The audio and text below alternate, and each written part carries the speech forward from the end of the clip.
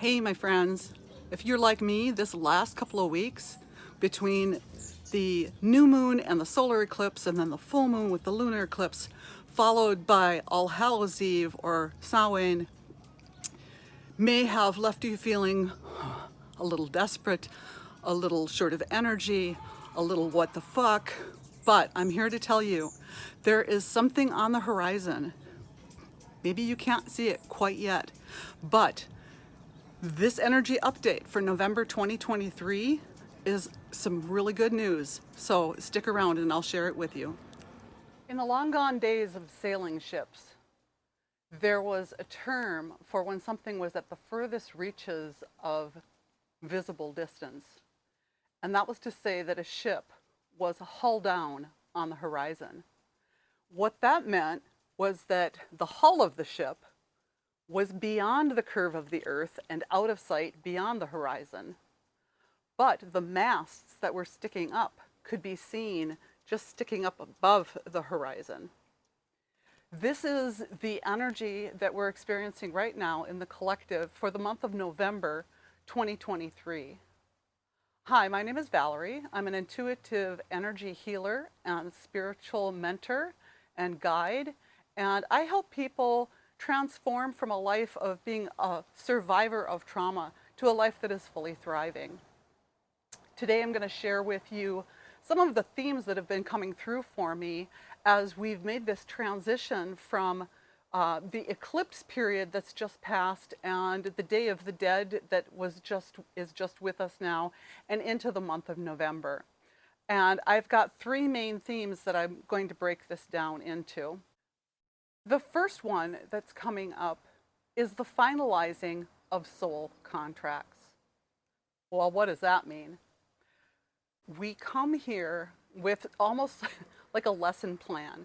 When we become incarnate on Earth for a lifetime on Earth, that there's a certain set of curricula, there's a certain set of aims and goals and things that we've come here to learn.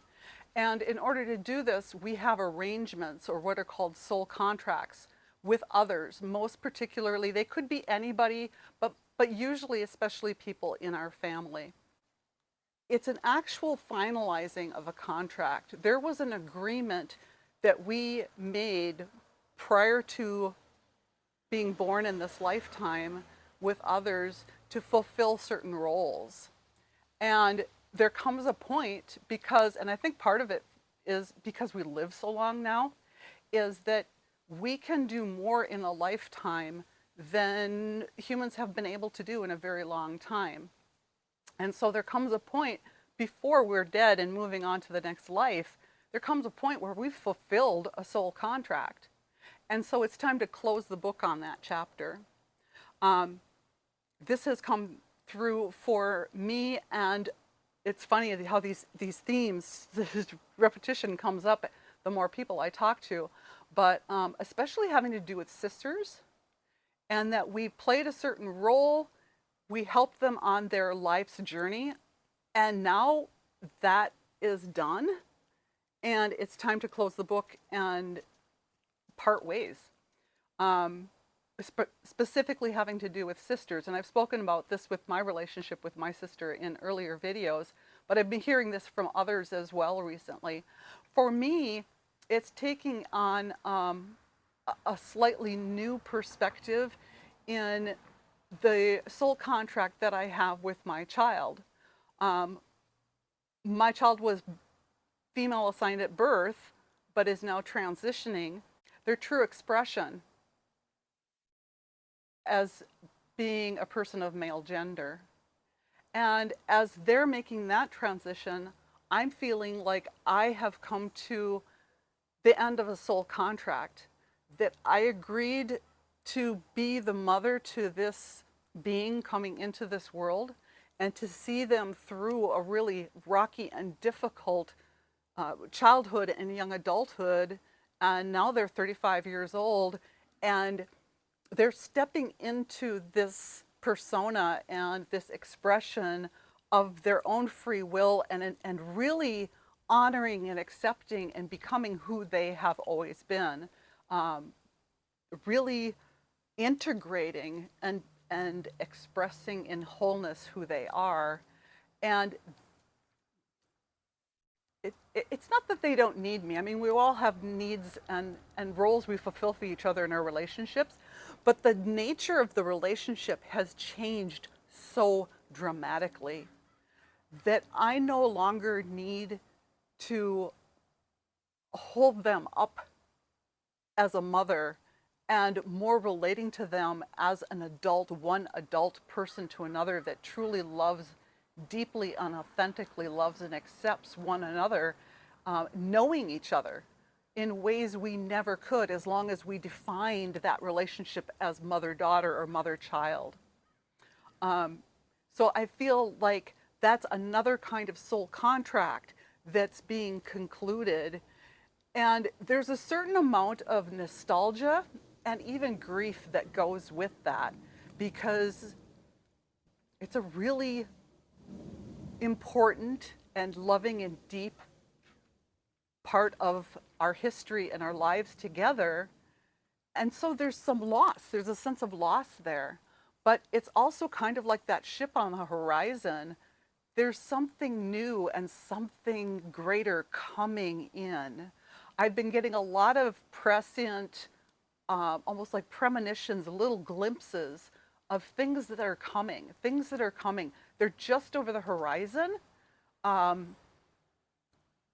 It's almost like, to finish out the analogy, it's almost like, oh, we're waiting for that ship to come in. And that is the energy that's really building as we move into this winter season. So winter is a time of hibernation, rest, rejuvenation.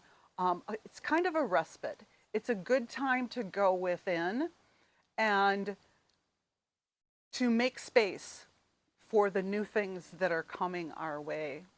So this energy of the month of November is an energy of initiation. There's a newness, there's a freshness, there's almost an innocent expectancy as we step into what is coming, even though we don't really quite know what it is yet. This second major theme is a term that I ran across quite a few years ago, actually. It has to do with training dogs. There's a term in training animals called the Extinction Burst. When you are training a dog, it's almost like breaking a horse. There's a point where they want to do what you say, they want to cooperate, they want to get the reward or the treat or the petting and the validation, but there's a part of them deep inside that's still a wild animal. And for them to submit to a master over them, which is what, it's what we do with animals, is we dominate them and we use them for our purposes.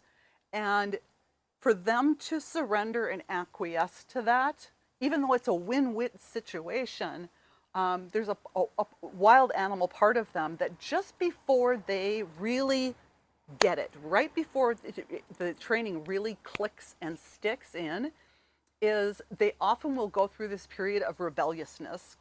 Reminds me of teenagers. Before the relationship with the animal as master and servant is fully taken in, they fight back. They will break training. They will not come. They will run. They will bark when they're not supposed to. This is the extinction burst. And I see this happening in so many ways and places in our modern times. There's such a shift. This personal, new ship coming on the horizon that I spoke of is true of the collective as well, as far as collective humanity and our place on earth in history. Is there's old ways of being that no longer work. And we're seeing this come out in the political strife and conflict. Not just like in the United States, it's between the Democrat and the Republican parties, but it's also within each party. Like they're struggling to define themselves and their purpose because their message, their, like, how do they redefine themselves in the terms of modern society? Things are changing so quickly that, like the Republican Party, particularly, it was ripe for a hostile takeover. That's how MAGA and the Trump campaign kind of were able to take over because the party was weak. They didn't have a strong message that resonated with people. And so now it's becoming like this infighting. It's this extinction burst, is they're fighting to define who and what they are and what they represent and what they have to offer people within and amongst themselves. So there's this extinction burst as political parties and social structures are having to redefine themselves and find, like, what is their value? Why are they here? What is their purpose? This could also be really true on a very personal level. As we begin to raise our consciousness and learn and grow as spiritual beings having a physical experience, there's that part that rebels. There's that part that rears up and goes, oh, hell no. I had this happen for myself very recently. If you watch my channel regularly, you notice I didn't post a video last week. The period between the last video that I filmed, I believe, was at the solar eclipse, and then it was a week later, I posted a video kind of in that interim between the solar and the lunar eclipse, and I felt really triggered. It was really, really difficult for me to film that. It was a little off topic. It was a little unusual. I got a little radical, and frankly, I was feeling kind of fired up. And to put myself out there in that frame of mind, in that state of being, felt really open and vulnerable and difficult for me. I usually just post my video and maybe put it, remind people on Facebook or email that, like, oh, here's the video, and then I forget about it. I can't stand to watch myself, and it's really a vulnerable thing to be open to the type of comments and criticism that might arise. Not that any criticism or anyone had ever said anything bad, but I was so fired up and so vulnerable and edgy, I felt, for me, on that video, that it really triggered up an extinction burst. My inner child threw a fucking temper tantrum, and I went into full contract retreat mode for a couple of weeks before I was able to finally process through it and pull out of it. It was really triggering. So I'm wondering, like, are you feeling this too?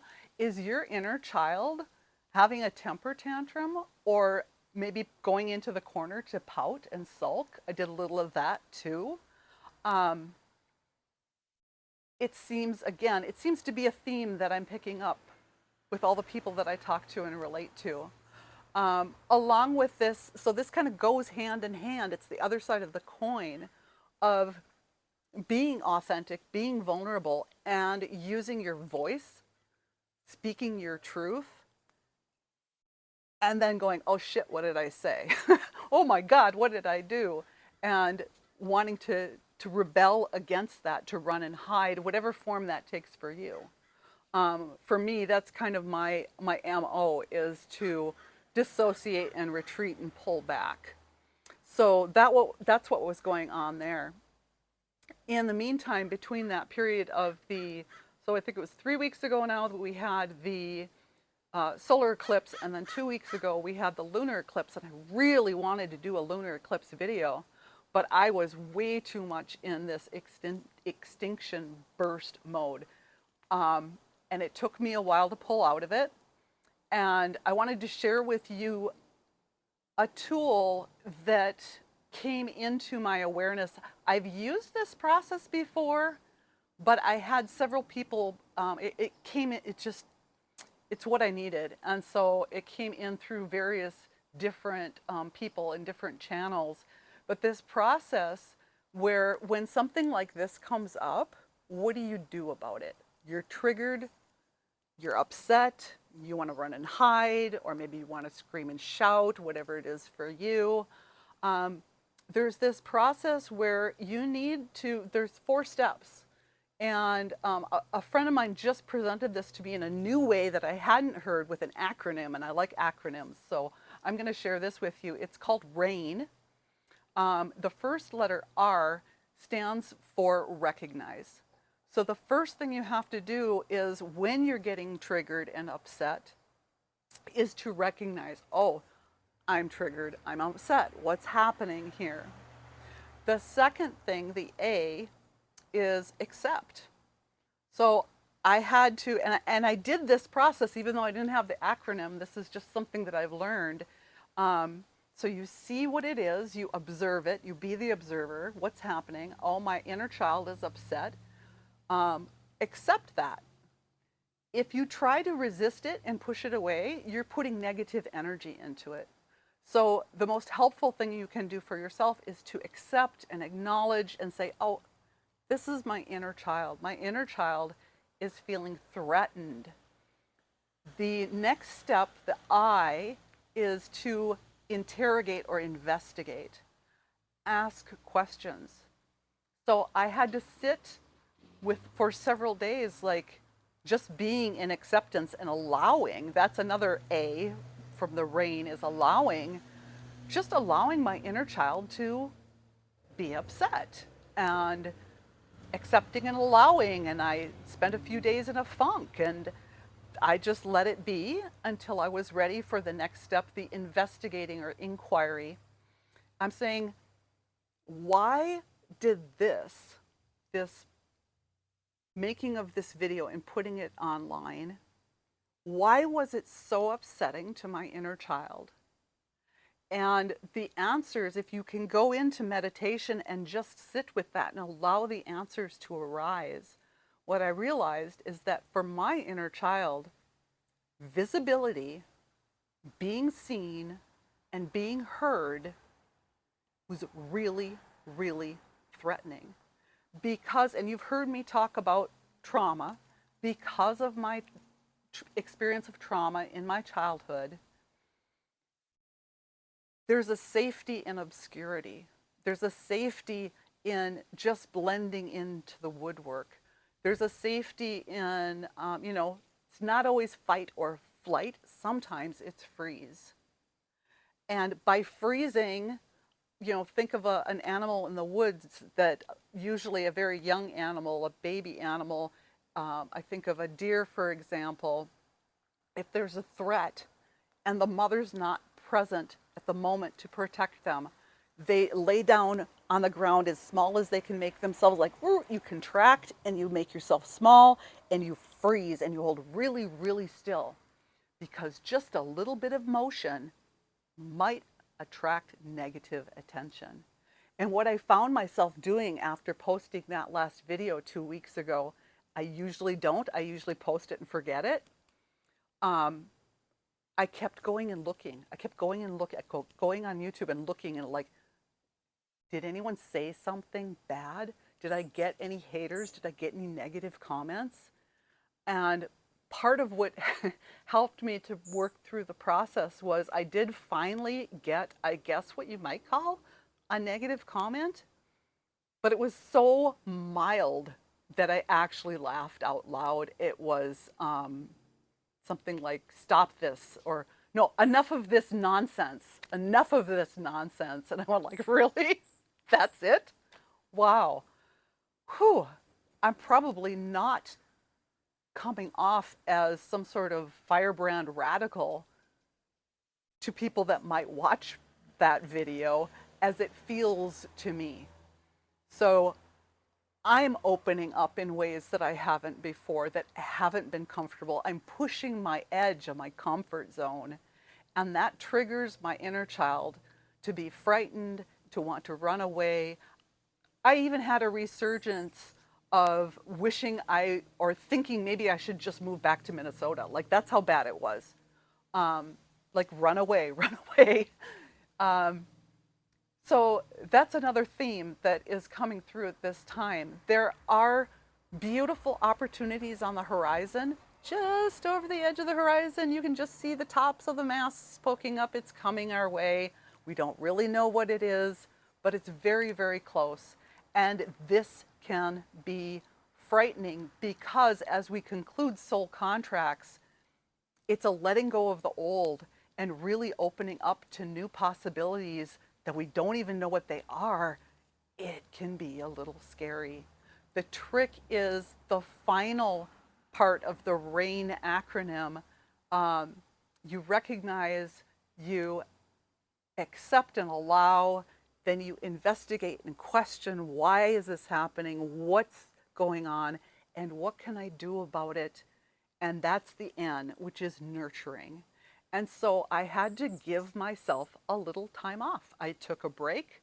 I didn't post a video last weekend. I've reevaluated the pressure that I'm putting on myself to perform and to produce content, and realized that once a week, at least right now, that's how I started. When I started posting videos, it was the off season at work and I had a little bit more time, but now things are really busy and things are picking up with my business and my personal life.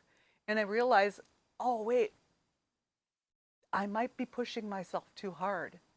If it's triggering my trauma symptoms, if it's causing an extinction burst and a temper tantrum of my inner child, maybe I need to take things at a little bit more comfortable pace, not push it quite so hard.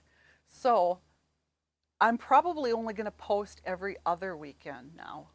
My work schedule is such that I get an extra day off every other week. And I have dedicated that to building, like working with clients and doing sessions and building my business. And so then my weekend gets cut really short, except every other weekend when I have this extra day. So this extra day, this Saturday that I've dedicated, I'm just setting it aside for myself and for my process and for my time off just to be alone and have some downtime. And it's a really great time to shoot videos. So that's what it's going to be going forward, at least for the time being. I'm going to try this for a while, doing every 2 weeks, because this is how I nurture and honor the message that's coming forth for me from my inner child. The final third theme that I wanted to present today is Goddess Ascendant. This is something that has been, I've been aware of for some time. Going back, I'm thinking to some of my earlier videos. Maybe I'll link that one here at the end of this video. It was one of my energy updates where I kind of expounded on the work of a friend of mine who's written a book. She's an astrologer. But it has to do with the shift of not just the planet Earth, but the whole solar system within the galaxy is always in motion. And that there's this 13,000 year cycle called the precession of the equinoxes. And every 13,000 years, it's kind of like the whole solar system comes around a corner in its traverse of the universe.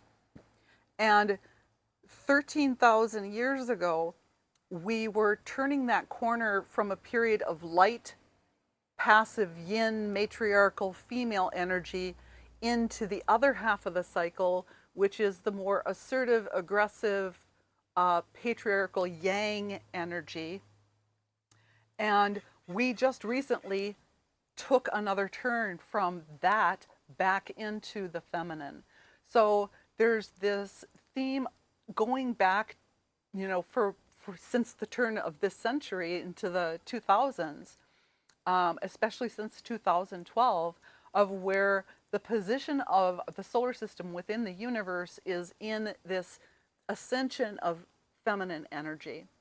And it's the return of goddess energy. You hear a lot about goddess energy, the divine feminine. That's really taken on new depth and meaning for me as I was meditating on the goddess energy and the embodiment and the rebirth of goddess energy through people. My very good friend, my best friend in Minnesota, is a retired midwife and teacher, and she's really dedicated her entire adult life to the mothering aspect. She's very much an embodiment, and it just was a passing comment when I was talking to her one day on the phone. I was like, "You really are an embodiment of mother. You're the mother." And she goes, "Yeah, I get that. People say that." And then it hit me what that really meant, though, like on a spiritual level. And it made me ask, I wonder what aspect of the goddess, what divine property of the goddess do I embody? Do I have a goddess property or characteristic that I embody? So I took that into meditation, and what came up for me was the Greek goddess Demeter. And I went like, oh yeah, oh, I remember her. She's like the most boring. Take the entire pantheon of the Greek gods and goddesses on Olympus, and they're all up there on the mountain, and Demeter is sitting down here poking the fire. Like she's sitting on a rock tending the hearth. Like she was the fire tender. And I, as a kid, when I first came across it, I thought like, oh, that's not very interesting. It's pretty boring. But this is what came to me, and the more I thought about it, the more I realized like, oh yeah, I think it's boring because I'm so familiar with it. Like, that's who I am. My whole thing, my entire adult life has been about home. My ex and I went through a series of, we started with a little tumble down shack we bought for $5,000 and gradually moving along and upgrading and building and always, always, always building a home. It was so important. I spent my entire teaching career financing homes and making them wonderful, beautiful places to be in.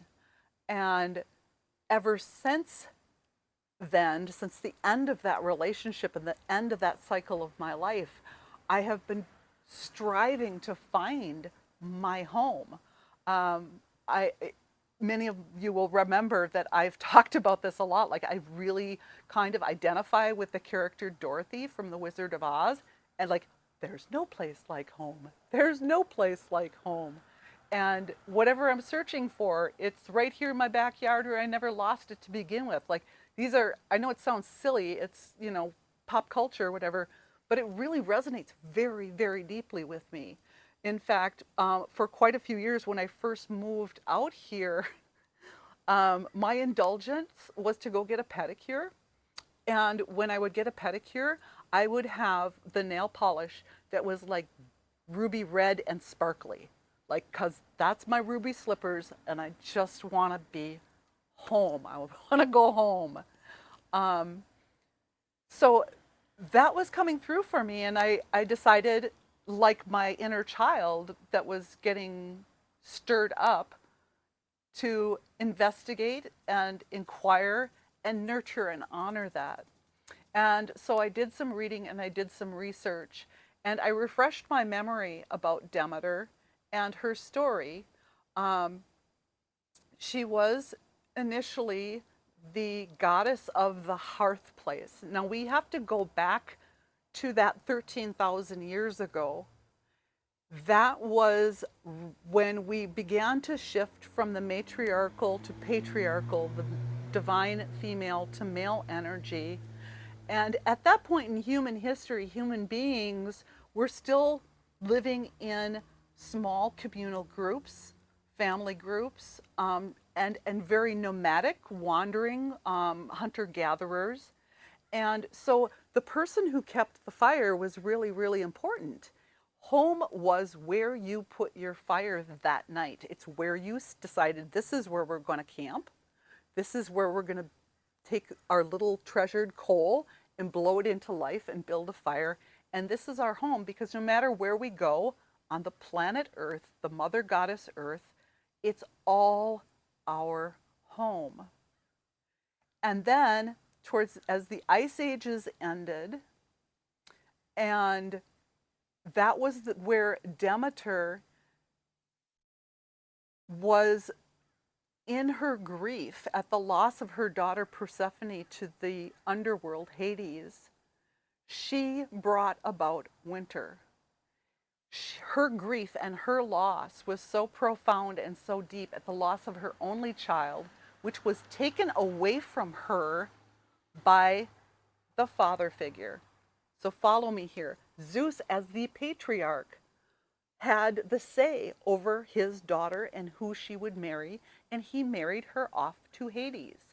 And Demeter had no say. And she was so grief-stricken that she brought on this prolonged winter to the point where life on Earth was going to cease to exist. This is the archetypal, this story is the archetypal human collective memory of the ice ages. And it was so bad that a couple of demigods got together. You know, they're here on Earth and they're seeing what's happening, and they go to Zeus and the Olympians and they say, hey, you got to do something or we're going to lose it. Like all life, the humans are, well, they're going to be gone. There's no food. There's no game. Everything's dying because Demeter is in such deep grief and loss. And so Zeus struck a deal with Hades. Okay, we got to get Persephone back. But the caveat in there is that while she had been in Hades, Persephone, either knowing or unknowing, it's not clear depending on which version of the story you read, but she had eaten several seeds from a pomegranate, the fruit of knowledge, while she was in the underworld, which meant that she could never fully return and has to go back to Hades for several months every year. And thus we have this seasonal cycle. The spring is when Persephone comes back. She's the goddess of spring and vitality and new life and flowers and birds and butterflies. And Demeter is happy, but then several months later, she has to go back. And in the timeline of human history, this is moving up to 11,000 years ago, which is when humans first learned the domestication of grain. There had been domestic animals around for a few hundred, maybe a couple thousand years, but animals that would go with the humans as they moved in their migrations with the seasons and the times and the availability of food, particularly dogs. Those were some of the first ones. But the other part where this ties in now with the Demeter myth is that Demeter, when she wandered the earth, she took on the guise of an old woman and wandered the earth in her grief and her mourning, looking for her daughter. And a man took pity on her. I can't remember his name. Doesn't matter. Some man took pity on her and took her in and gave her shelter and nursed her back to health. And it may have been he may have been part of the story of the ones that went and asked Zeus to help, because otherwise everyone's going to die. But in her gratitude for this and finally getting Persephone back, she taught this man, but man we can take in general in the archetype, she taught man how to till the earth and plant the grain. In the later Roman pantheon, Demeter becomes the goddess Ceres, Ceres, which is where we get the word cereal for grain. She's the goddess of the harvest. She's the goddess of grain. That's just another aspect of the earth goddess. But what happened here is, by showing man how to till the earth and plant the grain, she was giving away her power. She acquiesced and gave away the power and took pity and said, okay, here, you can do this for yourself. and you can learn how to bring forth life from the earth. Because prior to that time, this had been the sole province of woman. This was the core and nature of the divine feminine, is the ability to bring forth life. And by showing man how to till the earth and plant grain, was giving them that power. And it was from this point on that humankind no longer wandered the earth where the available food and the weather and the water was like an animal, but they settled down in one place and they built a hearth. They built a fireplace that stayed in one place. And so Demeter as the goddess of the home and hearth was no longer the whole earth is our home, but this one place is our home. And this is my home, and your home is over there. And this is my family, and your family is over there. And this is my land. It's the beginning of ownership. This came through as just like this great revelation for me. I was like, oh, this is when we settled down, and this is when we began to build this idea of a home as one particular place on the earth that we own, and we stay there because we can build a fireplace and keep the fire going, and we can build the community and the home around this and not have to wander the earth, because we can plant our grain and we can harvest it in the fall and save it for the winter and plant it again the next spring. So I'm not quite sure how this pertains to what you're experiencing. I would love to hear your feedback. If you have something to share along these lines, put it down in the comments. But these are the themes that have been coming through for me at this time. Just to summarize, number one is the finalizing of soul contracts. And as we do, there's these new opportunities that are coming up on the horizon. Can't quite see what they are. They're tantalizing, but they can also bring up fears. And so theme number two is the extinction burst. That as old ways are being phased out, there's this rebellion against it, whether it's in you personally or in the collective. I experience it myself. There's this rebellion against, like, no, not change. No, change bad, but it's good. And then finally, the goddess ascendant. This is a change that feels and looks new because our human memory is so inadequately short. But we're actually returning to a way we have been before. And as we move forward and as the ship begins to advance over the horizon and we can see it more clearly, we're going to recognize it. We're going to know, yes, this is where I was meant to be. Well, that is all I have for this video. Like I said, I will give you another update in 2 weeks. Until then, if you, like I said, I really would like some more feedback. Give me your comments. Let me know what you think. Hit the bell to subscribe and get notifications. And I will also put a link to my website, as always, down in the description if you care to get a hold of me. And like I said, I'm building my business, and love to hear from you. I'd love to work with you. Otherwise, I will see you in a couple of weeks. Peace.